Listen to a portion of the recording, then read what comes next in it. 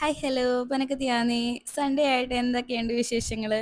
ഞങ്ങൾ ദേ ഇവിടെ രാവിലെ തന്നെ പള്ളിയിൽ പോയി. ആപ്പക്കുട്ടനും ഞാനും റിയായും ഒക്കെ ആയിട്ടായിരുന്നു പള്ളിയിൽ പോയത്. ഇന്നത്തെ ദിവസത്തേക്ക് ഒരു പ്രത്യേകതയുണ്ട്. വേറൊന്നുമല്ല, ഞങ്ങൾ പെരുന്നാളൊക്കെ കഴിഞ്ഞ് ഞാനും റിയായും ഞങ്ങളുടെ ഹസ്ബൻഡിൻ്റെ വീട്ടിലോട്ട് പോവുകയാണ്.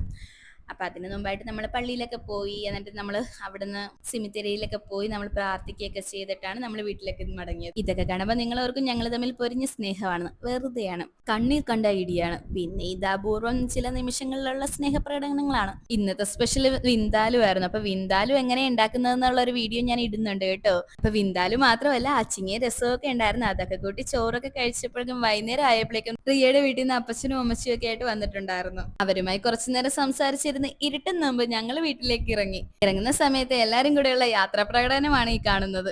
ആബുക്കുട്ടിനെ അപ്പായും അമ്മയും ഉമ്മയൊക്കെ കൊടുത്തിട്ട് ഞങ്ങൾ അവിടുന്ന് ടാറ്റ പറഞ്ഞു. ആബുക്കുട്ടന്റെ ഈ കങ്കാരു ബാഗ് ഞാൻ അവന് ഒരു 6 മാസം ഉള്ളപ്പോൾ വാങ്ങിയതാണെങ്കിലും ഇപ്പോഴാണ് എനിക്ക് ഇത് ഉപകാരപ്പെട്ടത്.